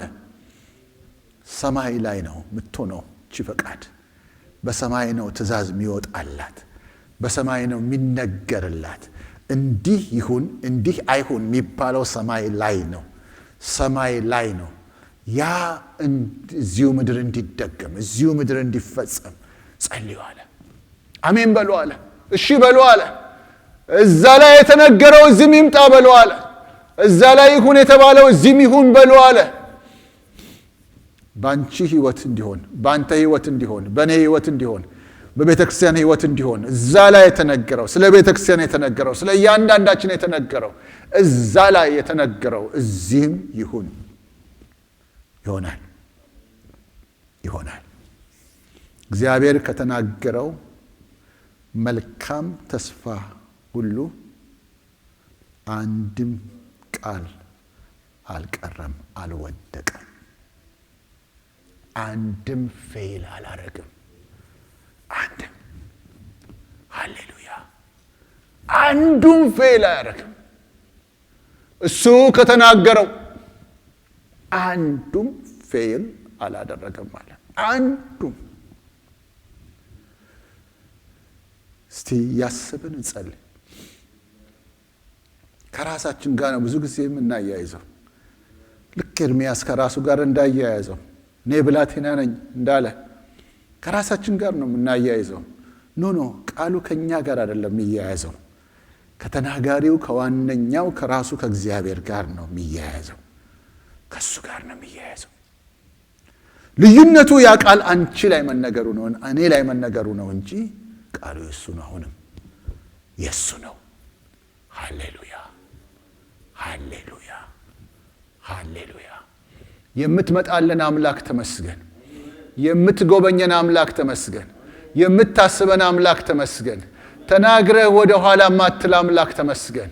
በተናገርከው መሰረት የምትገሰግስ አምላክ ተመስገን። እንደ ተናገርከው የምታደርግ አምላክ ተመስገን። እንደ ተናገርከው የምትሆን አምላክ ተመስገን። እነሆ የነገውን ተግባርህን በዛሬ ቃል ውስጥ ያረክ፣ በአፍህ ቃል ውስጥ ያኖርክ አምላክ ተመስገን። የነገው ተግባርን፣ ነገ ኑሮ ሊሆን ያለውን፣ ነገ ተግባር ሊሆን ያለውን፣ ነገ ሁነት ሊሆን ያለውን፣ ኢቨንትስ ሊሆኑ ያሉትን፣ አክቲቪቲስ ሊሆኑ ያሉትን፣ እነሆ የህይወት ገጽታዎች፣ የህይወት አኗኗሮች ሊሆኑ ያሉትን፣ የነገ ሊሆኑ ያሉትን ነገሮች ሁሉ ዛሬ በአፍ በቃል ውስጥ አድርገህ የምትናገር እግዚአብሔር ስም የተባረከ ይሁን። የተናገርከውን አንተ የምትፈጽም፣ ራስን በዚህ የምትገልጥ፣ አምላክነትን በዚህ የምታሳይ፣ ችሎታን በዚህ የምታሳይ አምላክ ነህ። ስም ይባረክ። እነሆ መልአኩ ገብርኤልን እንደተናገረ ለማርያም እንደነገራት እንዳላት፣ ለጌታ የሚሳነው ምንም የለምና እንዳላት፣ አምላኬና አባቴ ሆይ አንተ የተናገርከውን ነቢያት እንዲያስተጋቡት ያደረግከውን፣ ነቢያት ከአንተ ሰምተው እንዲገልጡት ያደረግከውን፣ እነሱም ደግሞ እንዲጽፉት ያደረግከውን አምላካችንና አባታችን ተከታትለ ፈጸምከው። በየዘመኑ ፈጸምከው። ስም ይባረክ። በምድረ በዳ ፈጸምከው። በከነዓን ምድር እነ ኢያሱ ሲገቡ ፈጸምከው። በነ ኤርምያስ ዘመን ፈጸምከው። በነ ዳዊት ዘመን ፈጸምከው። እግዚአብሔር ሆይ መድኃኒታችን ኢየሱስ ክርስቶስን እንዲወለድ በማድረግ ፈጸምከው። በሞቱ ፈጸምከው። በትንሣኤው ስለ ትንሣኤው የተናገርከውን ፈጸምከው። ስለ እርገቱ የተናገርከውን ፈጸምከው። በአብ ቀኝ ይቀመጣል እንዳልክ እሱ ሄዶ በአብ ቀኝ ተቀመጠ፣ ፈጸምከው። ሁሉን ነግረህን ነበር፣ ሁሉንም እየፈጸምከው አለ። ስም ይባረክ። የተከታተልከው አንተ ነህ። መዝግቦ የሚከታተልልህ ሌላ ሰው የለም። መዝግቦ የሚከታተልልህ አካል የለም። መዝግቦ እየተከታተለ ይሄኛው ቀረ ይሄኛው ላይ ነው አሁን ሚል የለም። አንተ ግን ነህ። አንተ ግን ትከታተለዋለህ። እነሆ ለኤርምያስ እንደነገርከው ቃሌን ፈጽመው ዘንድ የተናገርኩትን ካፌ የወጣሁን ፈጽመው ዘንድ ተጋለው እንዳልክ ዋችፉል ሆኜ እከታተለዋለሁ። ሁል ጊዜ አዌክ እንደሆነ ሰው ነቅቶ እንዳለ ሰው በፍከታተለዋለሁ፣ እፈጽመዋለሁ፣ አደርገዋለሁ። ይሆናል ስለምከታተለው እንዳልከው አምላኬ ሆይ በኤርምያስ እንደተፈጸመ እያንዳንዲቷ ትሆናለህ ያልከውን ሁሉ ሆኖ እንደተገኘ አምላኬ ሆይ በእኛም እንዲህ ስለሚሆን እናመሰግናለን። አወናባጁ ውዥንብር ፈጣሪው ዲያብሎስ እሱ ስለሚከስር በእኛ ላይ የተናገረው ሟርቱ ሁሉ ስለማይሰራ እነሆ የተናገረው ግራ የሚያጋባ እኛን ግራ ለማጋባት ኮንፊዥኑ ስለማስገባት ከእምነት ለማውጣት የተናገረው ሁሉ ስለማይሳካለት ፌይል ስለሚያደርግ እናመሰግንሃለን። ሁሉም ስለማይሳካለት እነሆ በነቢያት ላይ የተነገረ፣ በአንተ ቅዱሳን ላይ የተነገረ፣ በእስራኤል ላይ የተነገረ፣ በአንተ በመረጥካቸው ነገስታት ላይ የተነገረ ሁሉ እንደወደቀ፣ በተቀባው በናዝሬቱ ኢየሱስ ላይ የተነገረው ሁሉ እንደከሰረ፣ በነ ሐዋርያት ላይ የተነገረው ሁሉ እንዳልሰራ፣ ዛሬም በእኛ ላይ የተነገረው የክፉ ንግግር አይሰራም። እናመሰግንሃለን። መውደቁ አይቀርም። የሰራ ሲመስል መውደቁ አይቀርም። ያሸነፈ ሲመስል ጠላታችን መውደቁ አይቀርም። እነሆ ድል የነሳ ሲመስል መውደቁ አይቀርም። የአንድ ሰሞን ነው። ድሉ የሚመስለውም የአንድ ሰሞን ነው። እግዚአብሔር ሆይ ጻድቅ 7 ይወድቃል 7 ይነሳል ብለሃል። እግዚአብሔር ሆይ ጻድቅ የወደቀ ሲመስል፣ ሰይጣን ያሸነፈ ሲመስል የአንድ ሰሞን ነው።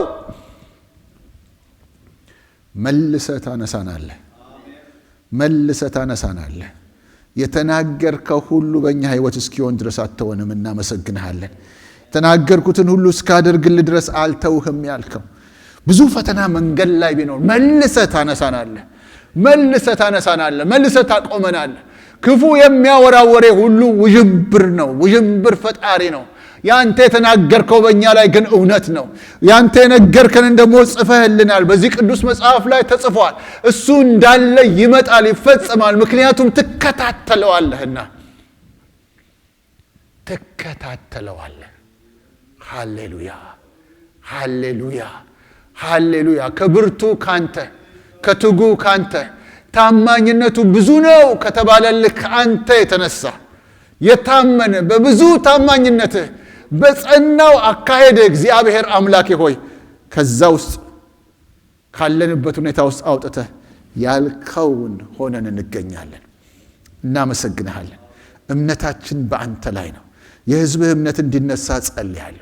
የሕዝብህ እምነት በአንተ ላይ እንዲሆን ጸልያለሁ። ልባቸው የወደቀ ወንድሞች እንዲነሱ ጸልያለሁ። ልባቸው የወደቀ እህቶች እንዲነሱ ጸልያለሁ። ግራ የገባቸው እንዲነሱ ጸልያለሁ። ተስፋ የቆረጡ ተስፋቸው እንዲዳሰስ ጸልያለሁ። እግዚአብሔር እንደማያያቸው፣ እንደማያስባቸው፣ እንደተዋቸው የመሰላቸው ያ የሰይጣን ውሸት ነው፣ የሰይጣን ማደናበር ነው። እግዚአብሔር ሆይ አንተ ልትተው አይቻልህም። ተናግረሃልና፣ አልተውህም ብለሃልና፣ አልተውህም ከቶም አልለቅህም ብለሃልና፣ እነሆ እስከ ዓለም ፍጻሜ ድረስ እነሆ ከእናንተ ጋር ነኝ ብለሃልና፣ ቃል ወጥቷልና፣ በሰማይ ንግግር ሆነዋልና፣ ትእዛዝ ወጥቷልና፣ አንተ ብለሃልና እግዚአብሔር አምላኬ ሆይ ያልከው ይሆናል። በናዝሬቱ በኢየሱስ ስም ተስፋ የቆረጠች ነፍስ ትነሳ፣ ተስፋ የቆረጠ ነፍስ ይነሳ። በናዝሬቱ በኢየሱስ ስም የደከሙ ይበርቱ። በኢየሱስ ክርስቶስ ስም የደከሙ ይበርቱ። ሕዝብን የሚያወናብድ ተስፋ የሚያስቆርጥ እግዚአብሔር በእነሱ ላይ ያለውን ጉዳይ እንዳቆመ እንደጨረሰ እንደተወ የሚያስመስል ክፉ በኢየሱስ ክርስቶስ ስም የክፉ ሥራ ይፍረስ። የዲያብሎስ ክፉ ሥራ ይፍረስ። በሕዝብ ላይ የሠራው የየትኛውም አይነት የውሸት ሥራ፣ የውሸት ንግግር በሕዝብ ላይ የተነገረ ያንተ ያልሆነ ድምፅ በሰዎች ልብ ላይ በሰዎች አእምሮ ላይ የተነገረ በጌታ በኢየሱስ ክርስቶስ ስም የተገፈፈ ይሁን። እግዚአብሔር አባቴ ሆይ የሕዝብን ዓይኖች ክፈት። አንተን እንዲያስብህ እርዳው። አምላኬ ሆይ እንዲያስብህ እርዳው። እኔ እግዚአብሔር ተናግሬአለሁ፣ አስቤአለሁ፣ አደርጋለሁ፣ ፈጽማለሁ የምትለውን እንዲያስብ እርዳው። እምነት በሕዝብ ልብ ውስጥ እንዲገባ ጸልያለሁ። እምነት በሕዝብ ልብ ውስጥ እንዲገባ፣ ጽናት እንዲገባ ጸልያለሁ። ጽናት እንዲገባ፣ ታዛዥነት ወደ ሕዝብ ልብ ውስጥ እንዲመጣ ጸልያለሁ። አምላኬ እግዚአብሔር በሰማይ ውስጥ የተናገረ እግዚአብሔር በእኔም ሕይወት ውስጥ ያደርጋል እንዲል ጸልያለሁ። ጌታ ሆይ በእኛ መሃል የተናገርከውንም ስለምታደርግ እናመሰግንሃለን። ጌታ ሆይ ብዙ ነግረህናል፣ ብዙ ነግረህናል። በዚች ቦታ ስለምታደርገው፣ በእኛ መሃል ስለምታደርገው፣ በልጆቻችን ሕይወት ስለምታደርገው ብዙ መልካም ነገር ነግረህናል። እግዚአብሔር በባሪያው በሙሴ ከተናገረው መልካም ተስፋ ሁሉ አንተ ጽድቅን እናገራለሁ፣ እኔ ጽድቅን እነግራለሁ፣ ቅን የሆነውንም አወራለሁ ብለህ ለዳዊት እንደተናገርክ ለእስራኤል ልጆች በሙሴ አፍ መልካም የሆነውን ተስፋ ሁሉ ተናገርክ። ምንም በመሃል ላይ ያልታዘዙ ቢሆኑ አንተ የተናገርከው ሁሉ ተፈጸመ እንጂ አንዱም ቃል አልወደቀም። አምላካችን ሆይ ዛሬም እንደዚሁ ስለሆንክ እናከብርሃለን። ጌታ ሆይ በእኛ መሃል ተናግረሃል፣ ስለ ልጆቻችን ተናግረሃል። እግዚአብሔር ሆይ የተናገርከውን እናምናለን፣ ተናጋሪውን እናምናለን። የእኛ ፍጻሜ የልጆቻችን ፍጻሜ አንተ ያልከው ይሆናል፣ የተናገርከው ይሆናል። ያ የተናገርከው ደግሞ መልካም ነው። እናመሰግናለን። ስሜ የተባረከ ይሁን። የሕዝብን ልብ አጽና፣ የሕዝብን ልብ አበርታ። ስለ ሰጠህን ጊዜ ተመስገን። በመካከላችን ስለነበርክ ተመስገን። ስላገለገሉን ወገኖች ተመስገን። በዚህ መልክ ደግሞ ዛሬ እንድናሳልፍ ስለወደድክ ተመስገን። ክብሩ ሁሉ ለአንተ ይሁን በጌታችን በኢየሱስ ክርስቶስ ስም አሜን። እግዚአብሔር አምላክ የተመሰገነ ይሁን። ዛሬ እንግዲህ በዚህ በአካል ሆነን ባንሰበሰብም ለሁል ጊዜ ጌታን ስናመልክ ከምናመልክበት መንገድ አንዱ ስጦታችንን በመስጠትም ነው።